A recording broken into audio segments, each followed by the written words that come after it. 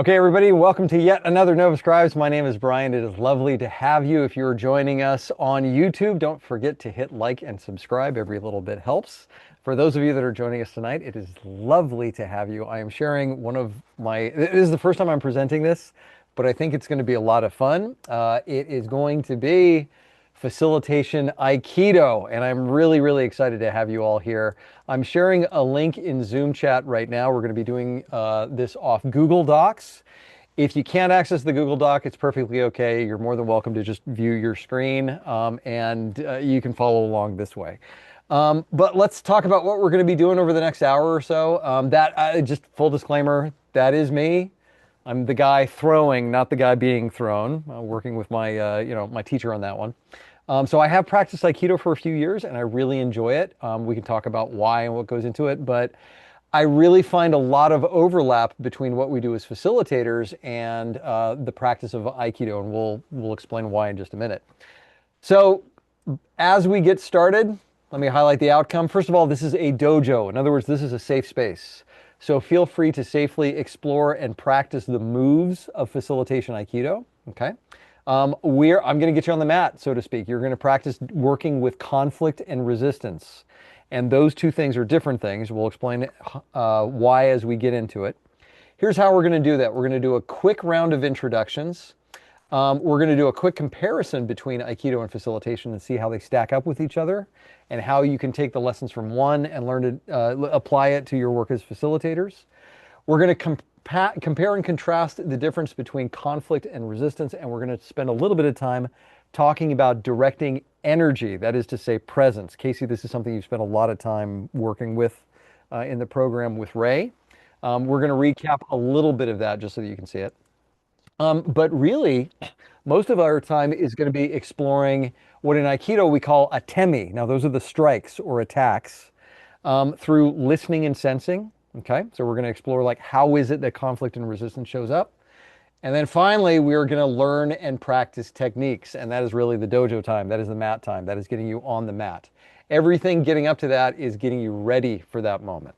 Okay, so a few roles in the room. You are the participants. Your role is to, well, participate. Practice, get on the mat. Practice being an uke and practice being a nage. Let me define those two terms. So the uke is the person who catalyzes the energy. Basically, they're the person that attacks. And they receive then the technique. So we say that the uke receives the technique. The nage receives the energy and then performs the technique. Okay, if you don't worry about memorizing that, we'll come back to it later. My job is I am your instructor. I fell a little bit short of saying sensei. I don't feel right doing that, but I will be demonstrating some techniques, setting up the practice, and then providing some feedback for you. Okay. We are going to simulate real conflict and real resistance. So here's a couple ground rules for you. You can bow out and only observe. And by the way, let me know that right now. So drop your name into chat if you prefer just to be in the observation role. There's nothing wrong with that. If you choose not to do that, I may call on you to jump onto the mat. And that's the way that we do it in the dojo. I'll be like, all right, Sarah, Hiral, let's go. I'll pull you in. If you prefer not to be called out, just drop your name into chat right now and I will know not to call on you. Okay. You can also tap out at any time. This is true when you're on the mat too. If something hurts, if it's getting a little bit too close, if you're feeling a bit of a pinch, you can tap out just by saying tap out, or you can type into chat. Ethan, I got you. Don't worry. I won't call you out any more than I just did a second ago. Don't worry. You're observing. Also, to participate, you can go off mute, or you can type into chat. I'll keep an eye on both of those. If I see you go off mute, I'll call on you. And you can participate verbally or in writing using this Google Doc. If you haven't gotten it already, there is the link to the Google Doc. And with that in mind, let's get you in here. By the way, a little bit of Google Doc navigation. If at any time you want to know where to go, you can click on my icon. It should be up here in the upper right-hand corner. You should see a little picture of my ugly mug.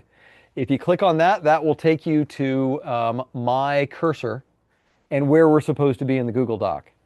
So do me a favor, as you're coming in, share your name and your personal goal exactly the same way that Rachel is doing it right now. What is one thing that you would like to get out of our time together? So again, you're going to find your way to this box, type your name, one thing you'd like to get out of our time together.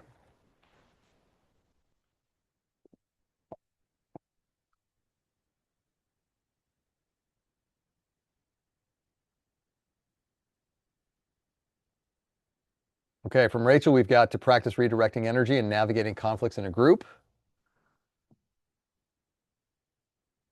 Yep, you may have to hit return a couple of times, otherwise you're typing on each other's lines. Just hit return a couple times. Space it out. Casey, new ways to deal with negative energy when it comes up. Thank you. Starling, to practice redirecting energy when conflict arises. Sarah, to practice staying grounded when receiving resisting energy. Sarah, feels like you've done Aikido before. That sounds very Aikido, receiving resisting energy. That's what it's all about. Hiral, to release the knot in my stomach. Good one. Love it. Ak, to learn Aikido. Hi! That's more like a karate thing. We don't really do the high thing. There's no key ops in Aikido. That's cool. Don't worry about it. Hi, Donald. Glad that you made it. And Donald, since you're just joining us, I'm dropping a link into Zoom chat into this Google Doc. Okay. Osnat, finding the energy and doing something with it. Let's see, did I get everybody? Ethan, to gain some perspective and learn how to navigate conflict. Suji, I hope I'm saying your name right. Confidence directing group energy. Okay, excellent, excellent. All right, it is great to have everybody here. We're going to cover all of this stuff. All right. I'm really happy nobody here is for the underwater basket weaving class. That's next hour, and Casey will be leading that session. But for those of you that are here for like conflict and dealing with energy, you're in the right place. Let's go ahead and get into it. Okay, a little bit about Aikido, just so that you know where we're coming from. So Aikido is a modern Japanese martial art that was founded in the 20th century by Morihei Ueshiba. Let me tell you a just brief story about this guy. This is following World War II, where there's a lot of American GIs that were in Japan. So at the time, Morihei Ueshiba, he was an older gentleman, right? And the story goes he was on a train and he was kind of getting hassled by this much larger, much younger, much bigger GI, right? And he kept, getting hassled and getting hassled. And O Sensei, which is what we call Morihei Ueshiba, he stands up and he just takes the guy's hand like that and just sits him right on the ground, right? Doesn't hurt him. He just has him sit just right down on the ground, just by using the body dynamics and the way that the muscles and nerves and tendons and bones work with each other. And somebody saw that and was like, I don't know what that was, but that was badass, and I want to bring it to America. Okay. And so what Aikido has been for a long time has been something that people who study martial arts tend to move into when they're tired of getting knocked around. It's kind of a gentle art. It's still a martial art, but the goal here is not to inflict as much damage on somebody as possible. So let's take a look at the way that it's actually put together. So I meaning harmony, ki meaning energy. So you hear about like your ki a lot. And then do, sometimes you hear the word like bushido, that meaning the way. So Aikido, you put those three things together, harmony, energy, and way. It is the way of harmonizing energy. It is a way of getting in sync with the other person so that we come to a place of harmony, of harmonious resolution. It's not about beating the guy into the head. It's not about beating them into submission. As it says here, unlike competitive fighting systems, Aikido does not focus on striking or defeating an enemy. The idea there is that if you beat an enemy, then you're really just beating yourself, right? The idea here is to train practitioners to blend an incoming attack, redirect their momentum, and resolve the encounter without unnecessary harm. Techniques typically involve joint locks, throws, pins, controlled movements, rather than punches or kicks. Now again, you could also think about this as a bit of a force multiplier. A lot of guys who study karate and judo will also study Aikido just because it makes their own martial art that much better. So that's Aikido as a practice. But what it emphasizes is, at its core, a centered presence and balance, awareness and timing, non-resistance and redirection, and conflict resolution rather than domination. Now, what does that sound like to you? Anybody said facilitation? There she is. Rachel said it. Yep. It's kind of this, it's exactly the same idea. So a lot of the same philosophies, the mindset, the mindfulness that you bring into Aikido, it translates into facilitation and vice versa. The philosophical aim of Aikido is not victory over another person, but restoration of harmony. It is much a discipline of mindset and the nervous system regulation as it is about a physical practice. Okay, that's enough talking for me. Let's bring you all into this conversation. So if you're already in the Google Doc, do me a favor, click to where I am. I'll give you a couple of spaces. Here's what I'd like to hear from you all. How does conflict typically show up? And specifically here, I'm talking about conflict between participants, okay? We'll get into process resistance later. We'll talk about resistance as it shows up against the facilitator in a minute. Right now, I just want to hear about how does conflict show up between participants? How do you hear it? What are some of the speech acts? How do you see it? Some of the behaviors, the language? Give me some thoughts.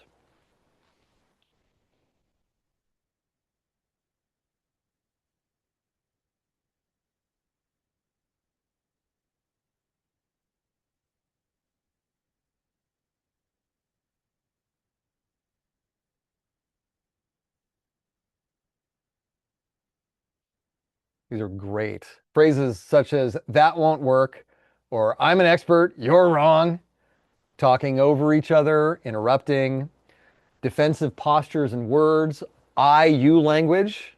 Anybody who doesn't know that one, that's like, oh, you always do that, Starling. It's very defensive, right? Just it's like, what's this? Why is he doing that? Always, never. Yeah. So speaking in like, what's that called? Superlatives? I don't know if I've got that word right. It's the idea of like saying, oh, well, this is an always thing. Never do that. Loud interruptions. One person sees something as a problem, the other person is dismissive or judgmental. So G says personal disagreements based on perspectives and cultural differences. One person dominating the conversation. I'm right, you're wrong. I'm upset. You said I was wrong. And now you've got this like virtuous cycle. Avoidance, false harmony, agreement, conversation circling, going nowhere. It seems impractical. Oh, yeah. Okay, so high judgment between people. Checking out, conflict from outside the room, leaking into the room, baggage. Why do we need to practice yes and? Oh, that's a good one. All right, so that might be process resistance, okay? That might be resistance that you see against the facilitator. Facilitator might say, hey, we're going to practice yes and. A participant says, why? That's process resistance. We'll talk about that in a minute. You can't, so I have to. Allergies? I got to admit, I haven't seen allergies in the room. How does allergies show up? If you want to go off mute, tell me about allergies. Well, at my job, there's a lot of disagreements about things people are allergic to. It seems like Yeah. a given. Either you're allergic or you're not. How does that show up? Like if somebody wears perfume and the other person is allergic to perfumes, Yeah, different I got things you. in the kitchen. So like sensory sensitivities. Okay, now I'm with you. I got you. These are the things that they fight over. Okay. Let's see, what else did we say? It seems out impractical, checking out, high judgment, one or more participants trying to intervene in a conflict between two other people. Okay, so somebody's sort of nosing in. All right, excellent.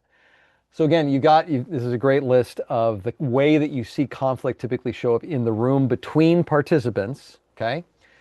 Now what I want you to do is flip a little bit, and I'm going to pull this one into here. And let's talk about resistance to the process, or you could also say resistance to you, the facilitator, right? So how do you see resistance show up between the participants and the facilitator? Have you ever been called out?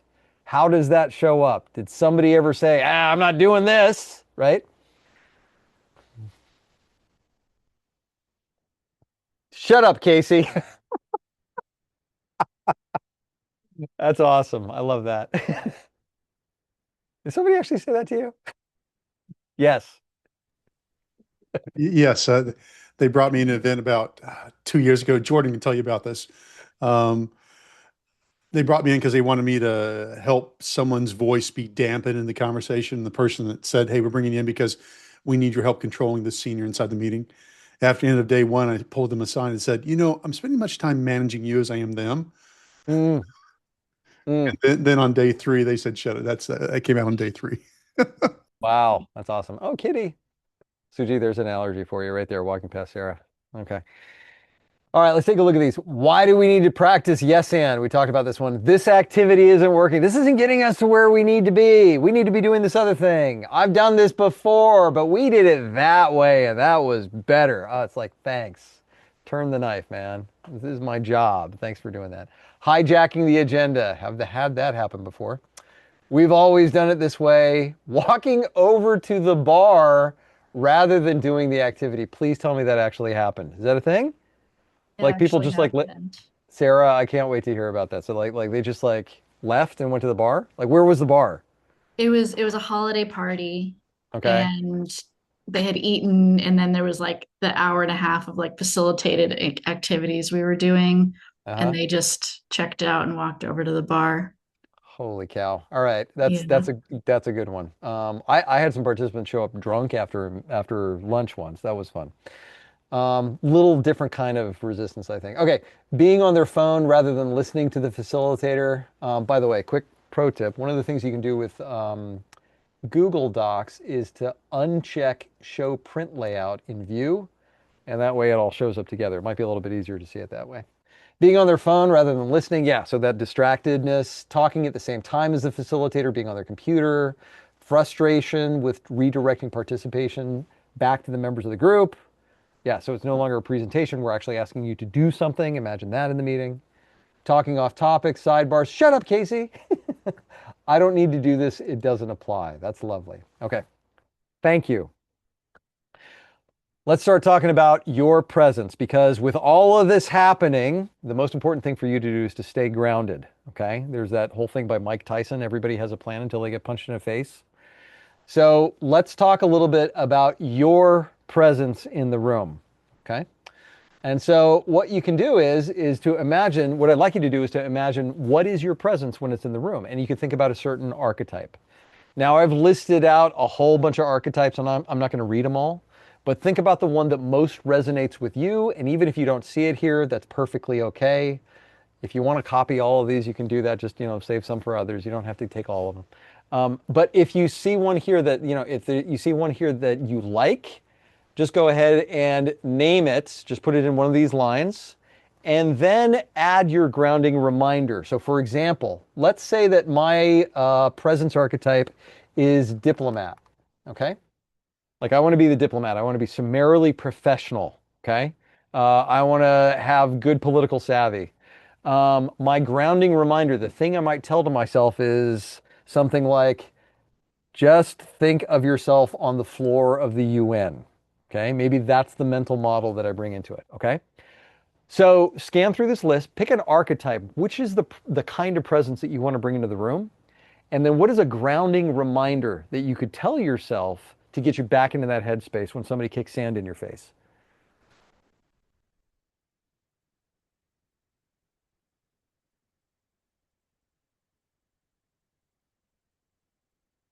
That's lovely.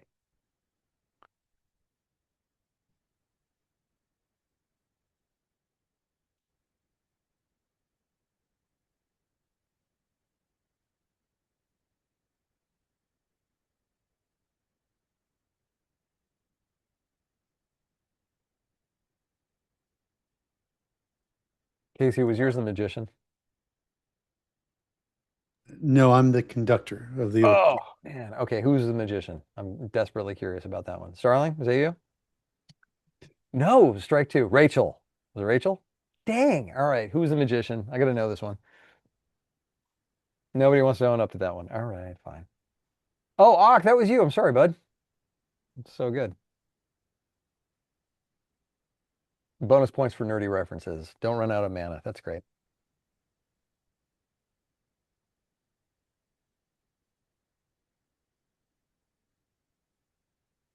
All right, before we go into this one, I'm not going to read through all of these, but I do want to hear from you a little bit. So, who would like to name their archetype and then talk a little bit about their grounding reminder?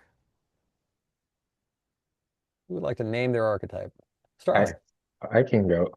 So for my archetype, I wrote director, and the phrase that's a grounding as, oh, this person is probably feeling anxious because they need clarification. And when I frame it like that, even when driving, this person is probably hesitant because they need time. When I'm driving, that is helpful. And Mhm. facilitation is also helpful. Awesome. So it's what I like about that one is that you're practicing a little bit of curiosity there. It's like, okay, what's behind this, right? What is it that this Exactly. person needs? Cool, thank you. Anybody else? Rachel.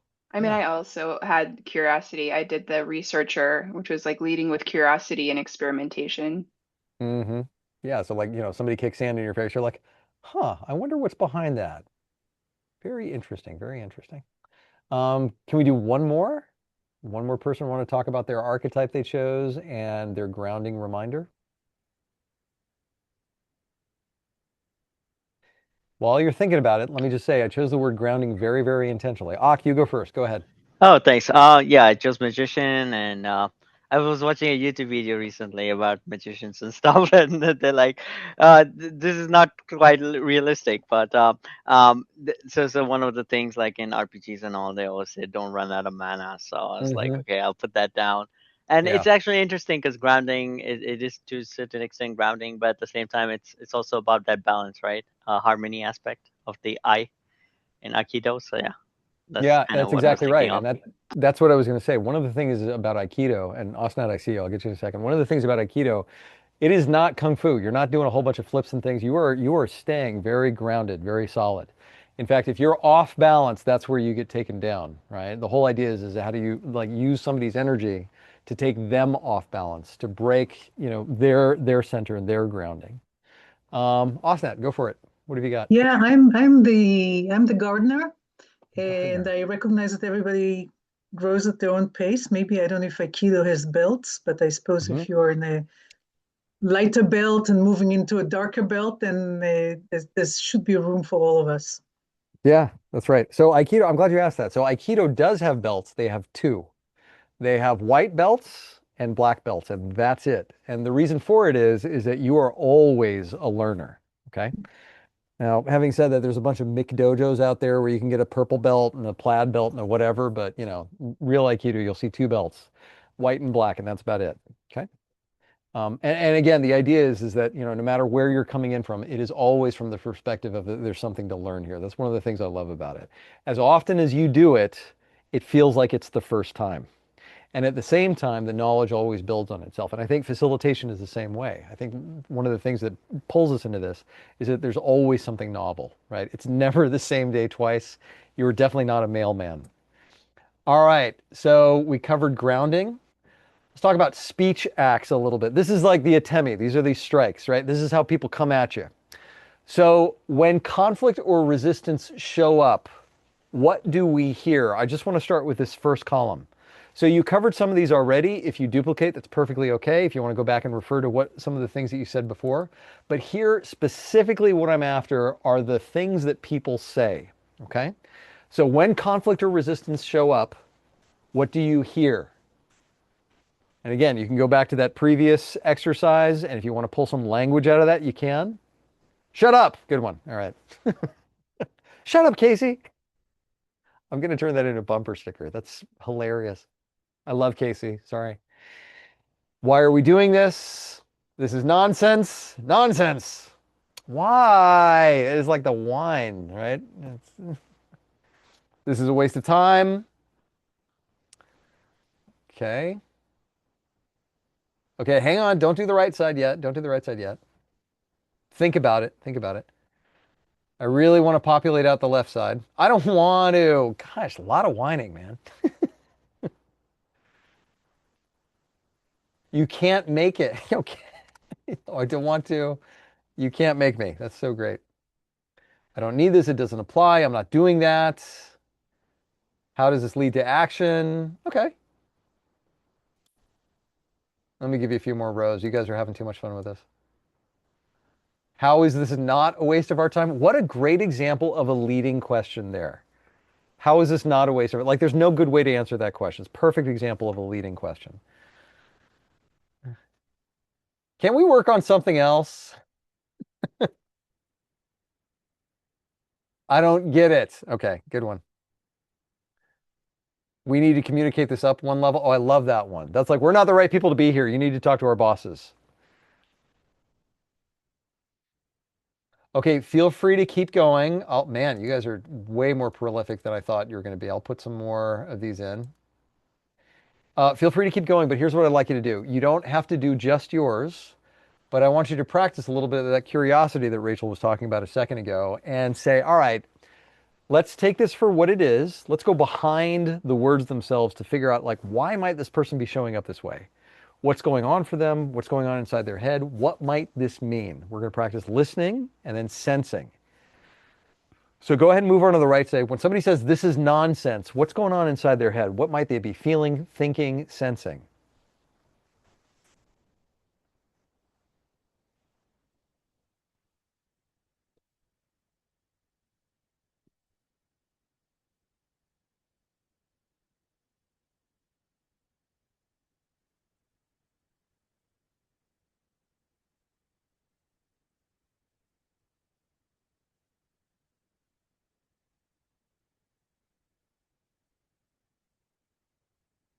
It was looking really good. Okay, somebody says this is nonsense. We haven't showed them how this ties back to the objective. That might be on us. Somebody says shut up. It's feeling uncomfortable, the activity. Maybe Casey's talking too much, who knows? Why? Well, what's going on there? They may want to understand the application, how it applies. Can we work with somebody else? They don't like the guidance. Why are we doing this? Maybe there's something to hide. I don't want to. You can't make me. They're afraid of change, fear of the unknown. Now, there's enough whining in here. I'm not going to get into it in here. At some point, yeah, we're going to have to do this. We're going to have to do a workshop on what's called transaction analysis and the ego states, because that is a textbook example of what is called negative child behavior. And what happens with negative child behavior? It triggers negative adult behavior, or negative parent behavior, excuse me. Negative child behavior triggers negative parent behavior. And so the tendency is, can you just do it because I told you to do it? That's negative parent behavior. So you got to be careful of that one, that it doesn't bring up those dynamics in you. Why are we doing this? I have something to hide. I don't get it. Maybe that's feeling uncertain, doubting themselves, in need of extra guidance or different explanation. Waste of time. They want to feel valued. Excellent. I don't need this. Doesn't apply. Lack of belonging. Very good. When's lunch? They're hungry. Okay, could be. Also anxious. I'm not doing that. Something in the process is not connecting. All right, I'm not going to read through the rest of these. Are really good. I'm not going to read through the rest of these. Tell me about what this experience was like for you. The whole, getting onto the balcony and observing this from kind of that research perspective that Rachel was talking about, from a curiosity perspective. How hard was this to hear what might be going on behind the language? How did that go? Now you can go off mute, you can type into chat, whatever works for you. How was that one?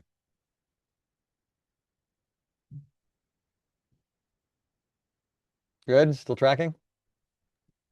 I thought it was really interesting because it's always nice to intentionally think about like what you're hearing and then what they're actually saying, or what Mm-hmm. they might actually be saying, and then you can test your assumptions about it. Yep. Seeing some notes in, thank you, Rachel. I'm seeing some notes in chat. It's easy to do now. In the moment, it can be hard to hear. Totally, right? It's very, very different. We're looking at this in the lab, with the objective distance of, oh, well, that's what's going on. Very different if somebody says, shut up, Casey, right? I'll stop doing that one, Casey. I feel like I'm beating up on you.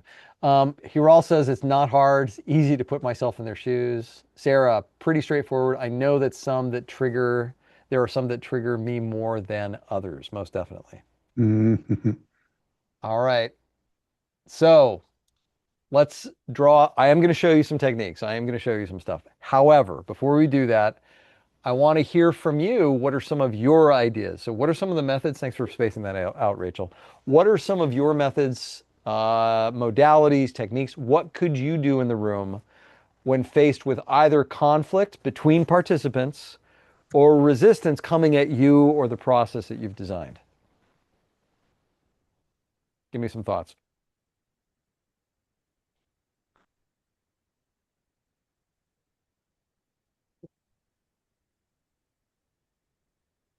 Ooh, good one.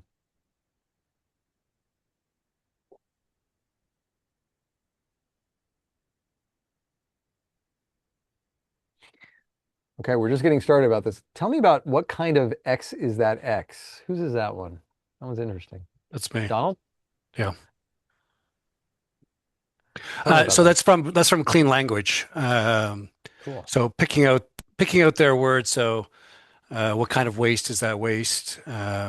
What are you seeing and hearing around you to let you know it's a waste of your time? Lovely, thank you. By the way, I think you'll see a whole lot of overlap in just a couple minutes between what I'm about to show you and nonviolent communication. just because you're familiar with clean up language. That's a great one. All right, let's hear about a few of these. Labeling and mirroring. Starling, was that yours, or are you just like the named expert on that one? I'm pretty sure Casey probably wrote that one. So what's labeling and mirroring? I don't mean to put you in the spot, Starling, but you become a master at this. Oh, mirroring, repeating back the last 2, 3, 4 words someone says. The weather outside is nice today. Nice today. Labeling is when someone says something and then repeating back. It looks like, it sounds like, it seems like. Mm. Sounds like it seems like. Thank you. That's cool. As an example, shut up, Casey. I'm talking, right? It sounds like I'm not giving you the space you need to express your ideas. Nice. Or you're talking, you know. Cool. Thank you. And when it's nice today, then what happens? Thank you very much for that, Donald. Let's get that in there. And by the way, you will maintain this link. Feel free to go back to this as a resource. And like I said, big tease, but in just a couple of minutes, you're going to get a whole bunch of resources. What do you see and hear around you to know that? Okay. So what's behind that? Acknowledging and validating. We're going to talk about that one specifically. Say more. So you're inviting more. Take a breath. Move from reaction to response. Yeah, grounding yourself. Tell me more about that. Redirect to what we can do instead that is related to the topic, but in a new direction. Excellent. Okay. What do you notice about most of these moves that are in here? Notice any commonalities, any themes? There's one that really shows up. Rachel, you got it? I was gonna say redirecting. Some of it's also like there's the digging just a little bit deeper. There's an invitation that's there. So say more, tell me more, right? Curiosity. Curiosity. Exactly, Casey. Okay. All right, cool. Asking questions. Good one, Sarah. Let's drop that one in there. I think that's a really good one. Okay. Let me show you some moves. All right. Just heads up, I'm going to go in a little bit into lecture mode here. I'm going to make myself a little bit smaller just so you can see this stuff in the video. But let me give you a few moves that then you can bring onto the mat with you when we actually get to the time where we're going to do some practice. Okay. One way, this is not really a move that you can do on the mat, but it is a great way of heading off resistance, and that is the principle of the roller coaster. This is an active link. If you click on it, it will kick off a YouTube video that describes it. But bottom line is you draw a roller coaster, which is just kind of a lumpy thing, and you ask people what is their condition at each parts of that roller coaster. What is it like trucking up the roller coaster? What is it like on top of the roller coaster? What is it like falling down the other side? And what is it like at the very end of the process? Ask people what is their condition like at each one of those moments, and then draw the analogy to the process that you were about to take them through. At each one of these points, you are going to experience ambiguity and uncertainty, realization and terror, acceleration, excitement, and then relief. And keep in mind that you are going to experience all of these things, and that is part of the process. The wrong thing to do, whether you're in this room or on that roller coaster, is to get off of the roller coaster. You are on this ride. Okay. That's the principle of the roller coaster. And then just while we're on ground rules, I would say invite others to share their ground rules. They typically have a much better lens of their culture than you do. And so when they say things like, we need to remember to be respectful, that's a hint that they might not have the greatest track record of being respectful. Somebody says we need to do Chatham House rules or Vegas rules or non-attribution, however they say it, right? Chances are they may have a little bit of a history of talking outside of school, okay? So always invite your participants to add their own ground rules and really give them some time on that one. I have delayed offsites 30 minutes, an hour, just because this conversation about the ground rules that they needed to have had to happen. All right. So ground rules. Now let's talk about what happens when you're in the meeting. Yes, sir. Casey, what do you got? Hey, Brian, when did you notice you needed to have that conversation about those ground rules? When they just kept giving them to me, and it was one after the other after there. I was like, wow, this is a different kind of meeting than I thought I was going to have. Okay. Right? So it sounds like you at the front kind of ask for some ground rules from them? They start throwing them at you? Is that Oh yeah, like one right after the other. It's like we need okay? this, we need this, we Okay, need okay, this, okay, right? okay, And okay. in the back of the room, my sponsor, my client is like sweating. Is like we're not getting to the stuff that we need.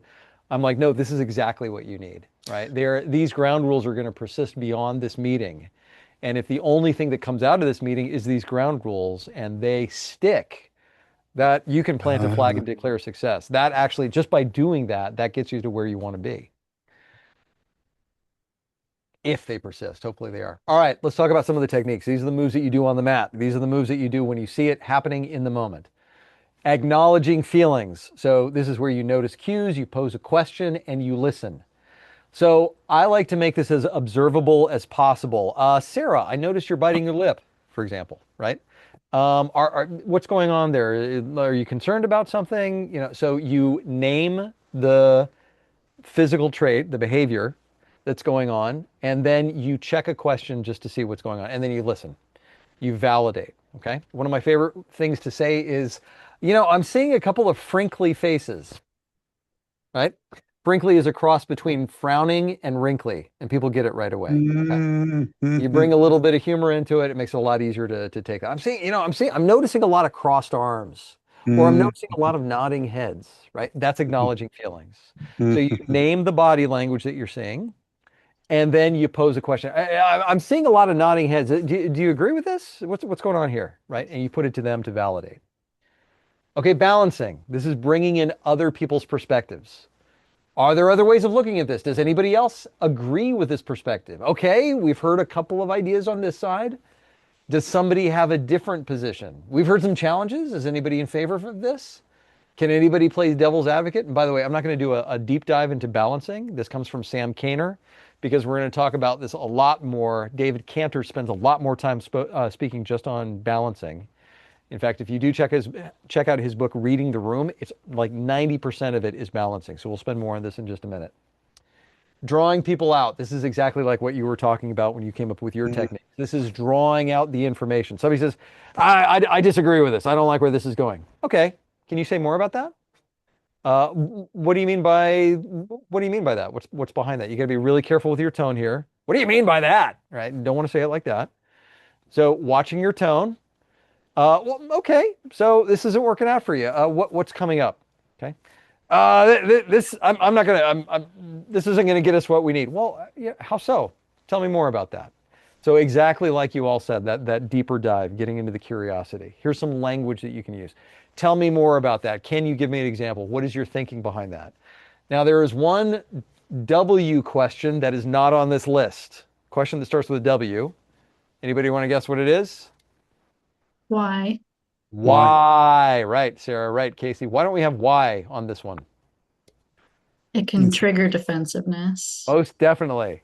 Most definitely. Be very, very careful with tone of voice and the context around why. Okay. Why? Yeah. It puts people back on their heels a little bit. Okay. Here's another one. Another move you can make, empathizing.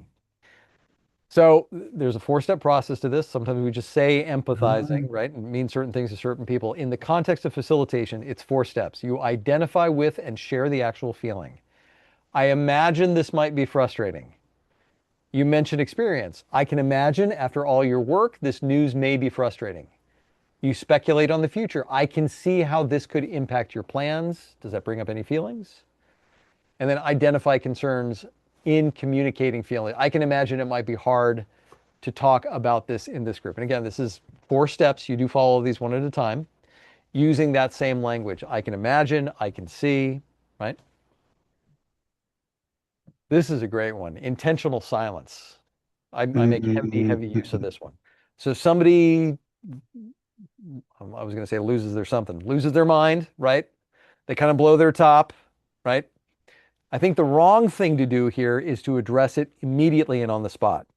Casey and I have actually done this Aikido technique together. Casey, I don't know if you remember, Rachel and I have too. It's called Kokyo-dosa, right?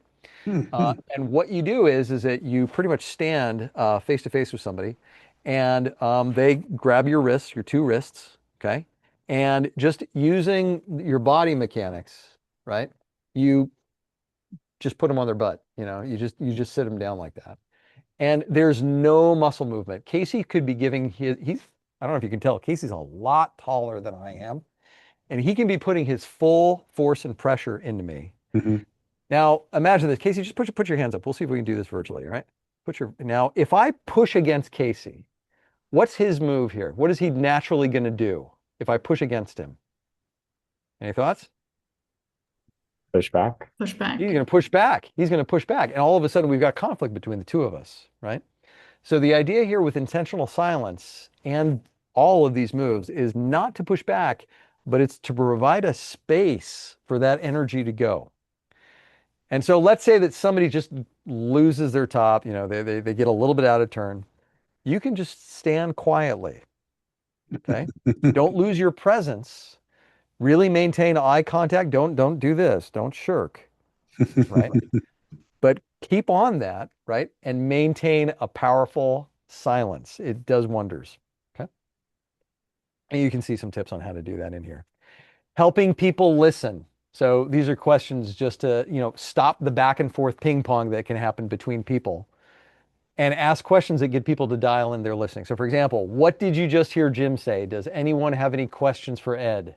What's resonating with what Kim said? What part of Bob's idea doesn't work for you? Who's got a response? Sue, and you can name people on this one. How would Tim's idea play out in your area? Casey, can you restate what Phil said?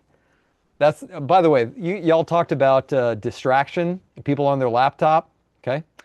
I don't like to call out people directly because that's shaming, and if you shame somebody, you'll lose them together. But if I notice that like 5 or 6 people are kind of like checking out on me, I might be like, let's see, Larry, Mo, Curly, Shep, can you help me out with this? What did you just hear? Could you summarize that for me? And that way I'm not naming any one person, but I am getting their attention. Who else would like to weigh in?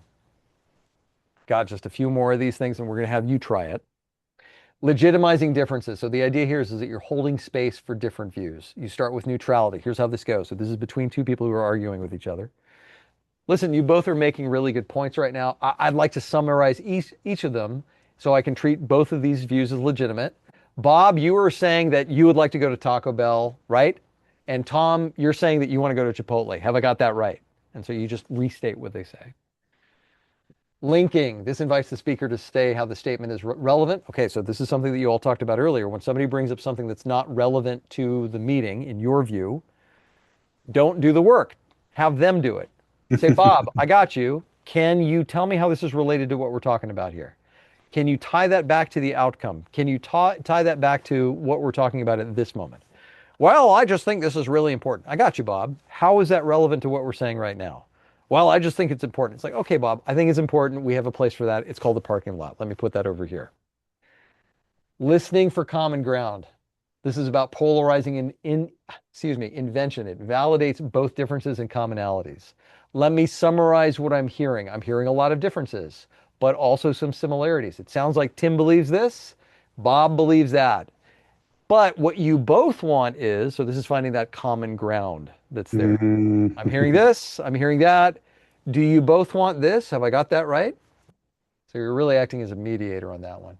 We've already heard about mirroring from Starling. Apparently he's the expert at it, which is good for you. I'm not that good at mirroring. That's a tough one for me.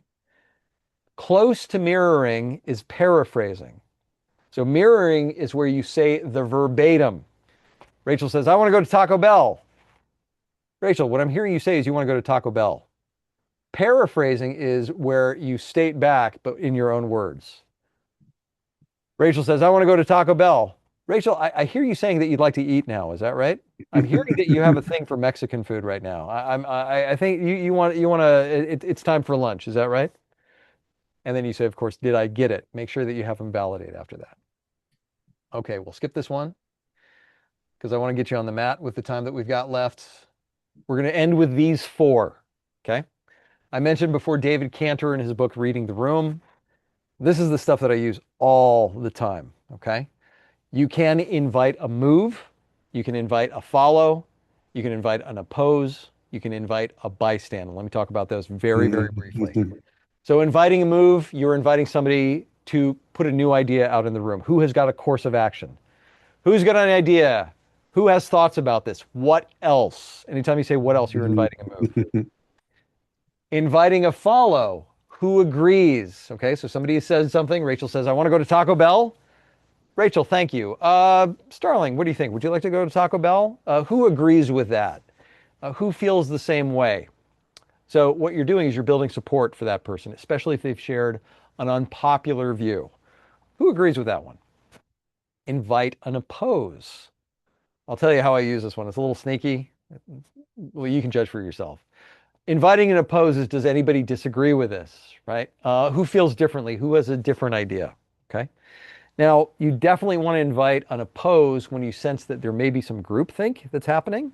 People are just saluting to the boss, and you're getting like one common thread. Like, okay, you're saying yes a little bit too quickly. I'd like to get a little bit more discussion here. Here's the sneaky part. I will often use inviting an oppose when I get some resistance to process, which is to say, this isn't getting us what we want, or this agenda is all screwed up, or this isn't going to have the outcomes that we want. Okay, Bob, thank you very much for saying that. Does anybody disagree with Bob? I don't have to be that guy, right? I can poll the audience and say, do you agree with this or not? Now, if everybody agrees with Bob, then fine, we'll make some changes. Chances are it's just Bob being Bob. And then finally, inviting a bystand. Again, for more on this, you can check out the 4-player model by David Cantor. But inviting a bystand is, on the one hand, inviting more information or observations. Okay? This is where you put on Rachel's researcher hat. What are you noticing right now? What is happening in the room? Does anyone have any additional information that might be helpful? And my favorite one, what's behind that? This isn't working for us. Sarah, thank you for saying that. Tell me what's behind that. You're inviting a bystand. Tell me more information. What's the dynamic? Okay. I know that was a lot. I don't expect you to have it all memorized. I do expect you to have picked the 1 or 2 things that you kind of dig. All right. So scan through this list and see if there's a couple of techniques in here that you're like, oh yeah, that's my jam. I could do this one. So kind of just do another quick read through of this. Memorize 1, 2, maybe 3 of these things, not all of them.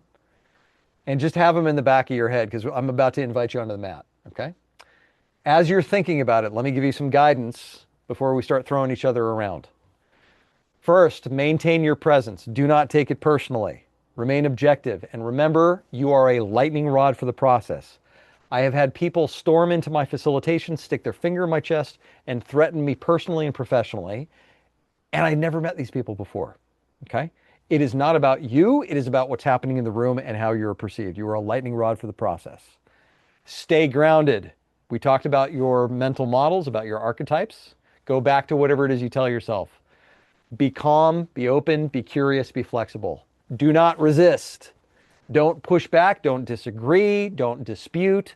Don't argue. Find a space and give a space for that person to move into. You can do it with your questions. You can do it with the techniques. Listen and sense. Practice that curiosity again. Hear what they have to say. Think to yourself what might be going on behind that. What else could it mean? What else is going on here? And by all means, follow the techniques. And if you need to, you can read them verbatim. So if you have those techniques open and in front of you, that's perfectly okay. You can just read the questions as they are written right up here. Let me just prove it to you. I do this myself. Casey and Rachel and a few of you have seen this before. This is my folio that I carry around with me when I'm facilitating. It is bright orange because I am always losing this damn thing and I need to see it quickly. I'm in the room, I set it down, I'm like, what did I do with it, right? And then right there are all of these methods. So on one side of this thing, I've got my facilitator guide of what I'm doing. And then on the other side, I've got my techniques that I can use to manage the energy that's in the room. All right. You ready to join the mat? Here we go.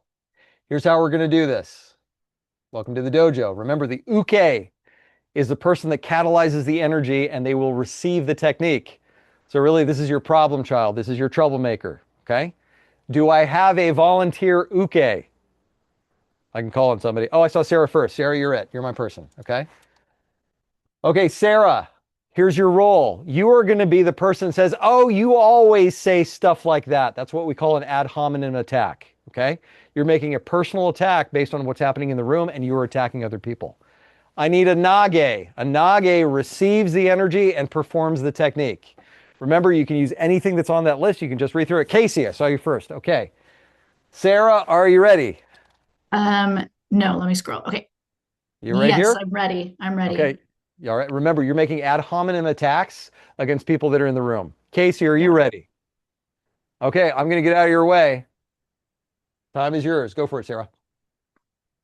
Rachel, you're always saying stuff like that. You're always saying stuff like that. It's getting old, really. And Casey, if you're speaking right now, we can't hear you. Sarah, what's behind that? I just thought I was just hoping in this meeting we'd be able to move forward, and we're just spinning our wheels because Casey keeps bringing up the same thing that she always brings up, and I'm just tired of it. I really want us to move forward. What kind of Ford is that Ford? It just feels like we're not making progress on this project. I don't know what I'm doing. I don't know if Casey knows what she's doing. And yeah, I really want to walk out of here knowing like what my action items are. And we've had a lot of meetings where that hasn't happened. I imagine this is frustrating. Yeah, it's so frustrating. Uh, Imagine after all your work, it's even sounding more frustrating than when you walked in here. Um, I can imagine it's even hard bringing it up in front of this group. Yeah, actually, it was. Now, if you were queen for a day and you could wave your wand, what's the one thing you'd see us doing and having accomplished before we're done today? I would like us to actually get into that project plan that we never update and it's never up to date, and actually get it up to date, and we Okay. all know what we're doing. And this is where I draw a circle on the wall and And say, let's okay. and just wrap after that, Casey. Go ahead, but finish the thought. I draw a circle on the wall and say we have 45 minutes. How much time do you think we need to dedicate to that in today's session? All right, I think we can excellent. get it done in 15 minutes. Perfect. That's good. All right, nice job, you two. Thank you very much. It's always tough being the first people on the mat. Everybody else, how did you go? How did that go? What did you think? I thought it was really good. Donald, how do they use clean language? That's your thing, not mine. How did that go? Yeah, it was great. I thought Casey interjected it well there and used a few different techniques, and I picked up on the clean question right away. Yep, cool. Thank you And for providing that. Casey, how did that go for you? I got a practice clean question. I'm like, let's try this. So I got to try something I hadn't done before. I thought that was really nice. And I really liked emphasizing the 4 steps, having that and be able to pull from that. That was really nice. Awesome. And again, feel free to just you can just go right there. You get no points for memorizing, right? Just you can read right down the techniques. Thank you. Sarah, thank you very much for being the uke on that one. I appreciate it. And I will share that as soon as my feelings were acknowledged, I noticed my internal state change. So once Casey named that I was frustrated, I was like, oh, yes, I am frustrated. Right. Okay, I'm really glad that you said that, because here's the thing, Casey, the whole if you were a queen for a day question, there's a real temptation to reach what we might consider to be closure after a question or after an observation of empathy, like what you did. You don't always have to do that. Sometimes it's enough not to be like, okay, well, what do we do about it? Sometimes it's not enough just to be a sounding board, because as Sarah shared just a second ago, as soon as you empathize, she's like, yeah, right? There can be a real tendency for us folks that like to check boxes to say, all right, well, what do we do about it, and to move to task. Sometimes just acknowledging feelings is good enough, and you can stop there. Okay. Excellent, both of you. All right, we're going to jump around a little bit. Next one we're going to do. Okay, this one will be fun. Yeah, not about the nail. Good one. Do I have a volunteer to be the uke? This is the person who's catalyzing the energy. You're the kind of the troublemaker. Who wants to be the uke on this one? Yeah, I can volunteer. Aki, you're it. Try. Okay. So your job, and I'm putting you in right here. We're going to skip around a little bit. So your deal is that you are going to say, we can't do that. We are going to be the laughing stock of the industry. You could consider this an appeal to fear. Okay. So you're concerned about, how this is how these actions are gonna play out in the industry. Okay. Do I have a volunteer to be the nage? This is the person receiving the energy and performing the technique. I can name somebody. I said it would.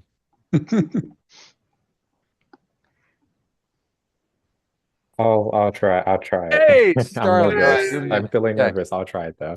You're gonna be great. You're gonna be great. Okay. Ak, all right. So let me get out of your way. The time is yours, and I'll Okay, just put up when it's time to bring it to a close. All right. sounds good. Yeah. Cool. We can't do that. What are you guys thinking? Like, you can't give a free product with that item that we're trying to sell. We're gonna lose market value and market share. Come on. It sounds like you're feeling hesitant because you value Yeah, it's my money success. on the line. Can you say more about that? I mean, like think about it. We are trying to make as much money as we can, and if we give our product or half of our product for free, like like no one in the industry is even doing it, or even is going to be thinking about doing that. That is straight up ridiculous. It sounds like your concern is about the financial stability of the business. Yeah, duh. I'm curious, what other suggestions might you have to move us forward? I mean, I don't want to give the product for free, or half of our product for free. That's one thing. If anyone has any better ideas, bring them up. Thank you. It sounds like you're open to other ideas with the team, considering that we rethink the financial model of the product. Did I get that right? Yeah, yeah. All right. Thank you. And then I guess I'd invite other pieces or people. Excellent. That was great. Thanks. Nice job, both of you. That was excellent. And by the way, at any point you can say tap out, and if you're done, you can just tap out. Remember that one? Okay. Oh, got it. Cool. All right. So Starling, we're going to start with you. How did that go? Better than I anticipated. Mm-hmm. I What was felt better about it? I felt hesitant at first, and then remember, like, oh, I have things I can lean on, and it's just a conversation. Yeah. Nice. Just a conversation. Thank you. And Ak, how did that go for you? Yeah, I mean, I was all emotional in the start, and towards the end, I felt pretty calm with the presence of the firmness, I guess, or groundedness. Yeah. Dude, you were super emotional when you said it's my money. Like I was like, ooh, okay, Yeah. time for intentional stuff. Like you really, like you came at him swinging, right? Like usually when we do this, like okay, I'm gonna just sort of shadow box, but you're like, bam, you really went at him. So good for you, and Starling, good for you for doing everything you're supposed to, keeping cool and everything. I will say this one it will be the laughing stock of the industry. That is, I named it as the wrong thing. That is an appeal to ridicule. Okay. On a later Nova Scribes, we're going to go through defense against the dark arts and how logical fallacies and cognitive biases show up. And that's one of them. So it's helpful to be able to recognize these things for what they are. Okay. It is 7 o'clock. I do want to keep going. I want to have at least two more practices. If you need to split now, I completely understand. But if you want to get a little bit of time on the mat, hang out for a little bit longer, I think we'll probably go maybe another 10 minutes if you can. If not, I completely understand. Thanks for being here. And don't forget to donate. Every little bit helps. But let's do another one. Okay. If you need to split, it's no problem. Let's do some of the ones where they come at you, the facilitator. These are the fun ones, right? Because now all of a sudden stuff gets personal. Okay. So I need an uke. I need somebody who can throw some shade. Anybody want to? It's fun. It's fun. You get to not be your best self. I can do it. I mean, You want to be the bad guy. All right, start. Oh, Okay, sure. here we go. Okay, and who would like to be the nage? This is the person performing the technique. So you're receiving. Asana's like shaking her head. She's like, nope, I ain't doing it. Okay, Raul, thank you. You're a trooper. I appreciate you. Remember, at any point, you can tap out. You just say the words tap out and we're done. Okay? That's true on the mat. It's true here. Here's the one we're going to be working on. So, Starling, here's how you're going to show up. What gives you the right to stand in front of us and tell us how to do things? Who are you? Right? You think you can do that? Yep, I got it. Okay, you're all. Feel free to tap out, right? Okay, I'll leave it to you. Time is yours. Bro, I have no clue who you think you are. Like, what gives you the right to stand up there and tell us what to do? So I sense that you're questioning who I am and why I'm here. And I understand that. Can you say more about where this is coming from? I just came into a meeting and I have no clue who you are. We're here and you're basically telling us things that we have to do, things that I didn't even want to step into a meeting for all of this time that I have. My time is precious. Mhm. Yeah, it sounds like you want to make the most of your time here and want to feel like your time is valued. Am I getting that right? Yes, and we keep having these meetings, and my time is Hmm. never valued time and time again. I just get invited, and then we Hmm. leave, and there's no actions, and everyone is so confused. Hmm. Do you have ideas for how we might make the best use of your and everybody else's time here? Do you have any thoughts about that you'd like to share? One thought for sure Hmm. is leaving out with clear actions for who is doing what and when. Hmm. Yeah. That's a good suggestion. And just want to make sure everybody agrees with that. Who else agrees with that? Who would like to have that be the outcome of this conversation? So I'm seeing a lot of yeses. So that's great. What Okay. else? Is there? I think we can Yeah. close there. That was excellent. All right, everybody. This is like standing ovation for Hiral. That was Thank you. masterful. That was so good. It was really, really good. All right. What would have been Hiral's mistake at the very beginning? And the tendency that we all have, right? He says, "Who do you think you are? What gives you the right?" What do you think, Casey? Trying to defend yourself. Yeah, I'd say, well, here's who I am. I'm a double, triple PhD with a, but that's not the question that he's asking. It sounds like the question that he's asking. That is not the question that he's asking, right? Hiral, you handled that masterfully. That was so good. How did that feel for Thank you. you? I was super nervous. I wanted to say, Starling, be nice at the very Yeah, beginning. yeah. And yeah, but when I'm faced with conflict, something else takes over and I feel calm. So Mhm. yeah, so that's helpful in those moments. Yeah, that's really great. And you saying Starling being nice, I mean that of course that's resistance on resistance, right? That's Yeah. pushing back. And when you do that, you're adding to the conflict. You're not resolving it. What you did is that you gave it a place to go by saying, "Hey, you know what? This is really about your time feeling valued." You named it to tamed it, which was again, that was masterful. Thank you. Thank you. All right, let's do one more, okay? And let me just tell you the one that we're going to be doing. We're going to do, well, I'm not doing that. So this is when you ask somebody to do whatever, something in the room, fill out this template, talk to the person next to you, whatever the modality is, and they say, I'm not doing it. Starling, thank you for being here. Okay. So I'd love to get a couple of people who haven't gone on the mat yet. I'm wondering if Donald and Osnat would like to be either Nage or Uke, and you can name whichever one it is. I'm not doing that. You're not doing that. Perfect. Okay. That's perfect. And then Donald, do you mind being the Nage? You're the person performing the technique. Sure, Okay. sure. All right. I So believe I believe I was voluntold. well, I mean, she beat you to it, dude. If you'd been a little bit quicker, all right? Osnet, I think you can just be yourself. I don't know if that was authentic or not, but all right, the time is yours. Go for it. Oh, this, what? Can you say again what you want us to do? If I heard it correctly, I'm not doing that. Oh, well, thank you for sharing that, Osnet. Who in the room would like to share what it is we're doing next? Sarah, I see your hand up. We're getting into groups and we're discussing the strategy that we outlined earlier. Great. Thank you for sharing, Sarah. Osnet, what questions come to mind for you before we start this? You know, there are a few things here that really stand out for me. One, the people here are not the right people to come up with anything concrete that will be approved by management. So why are we doing that? I'm not doing that. That's a waste of time. Hmm. So, and when you're not doing that and it's a waste of time, then what happens?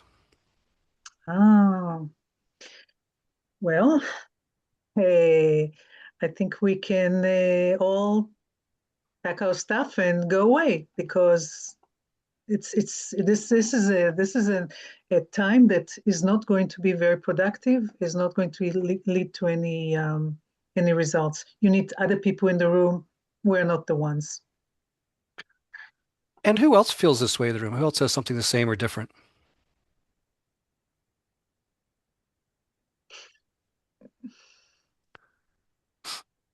Casey, I see your hand there. I agree with her because it seems we come to these events and over again, we get nothing productive out of them. Okay, what I'm hearing from you, Casey, is a little bit different. What I'm hearing from you is we don't get anything out of these events. What I'm hearing from Osnat is that we don't have the right people in the room. So first, Osnat, have I got that right from you? Yes, absolutely. Great. And Casey, do I have that right from you? Yes, you do. Excellent. Thank you. So it sounds like we've got some questions in the group. Would we like to take some time now to answer those questions, or would we like to stay on the original agenda that we started with? I think we can end there. That was great. Yeah. Donald, tell me, you were bringing in stuff from all over. Like, I recognized about half of what you did. Tell me about the other half. Is that clean language? Some of it's definitely clean. I've focused on clean for the last quite a while, so it's probably more top of mind than I would normally use. But I do use it quite a bit. And a little bit of it is actually in the mirroring as well. Yeah. And so that actually crosses over. We use the and then with the three words. So, and when you're not getting what you want, then what happens? So you can either go forward or backwards with it. So a lot of it was clean for me. Yeah, that was lovely. And how did that feel for you, being on the spot like that? I just need to be on, right? And so I think that's really I enjoy it. So and I love the unpredictability because I don't know this audience very well. So I was like, oh, perfect. Just like in real life, you wouldn't necessarily know the audience. And I was wondering where Casey was going to go. I was like, oh, here comes the curveball now. So I thought it was great, and I really appreciated the opportunity. Awesome. Osnat, how was that for you? Yeah, I love the use of clean. It's time and again proves that it can be a disarming way of directing the conversation. I really appreciate, Donald, that you didn't just leave it between the two of us. You invited everybody else to the party. That kind of reduced the animosity or the negative energy that I started with. Yeah. Thank you. That's really great. I think we actually had Julie Reese back in 2022, did a Nova Scribes on clean language. I dropped the link to that into chat. Save that for later. But if anybody's interested around clean language, and Donald, Osnat, I would love to have you back. It's been a while since we did it. Might be good to get a refresher at a later date. Cool. That's what I had to share with you. I hope you guys got something out of this. If you haven't done so already, please click the donate button. If you're joining us on YouTube, feel free to subscribe, hit like. I'm going to go ahead and hit stop, and we will see you at the next one.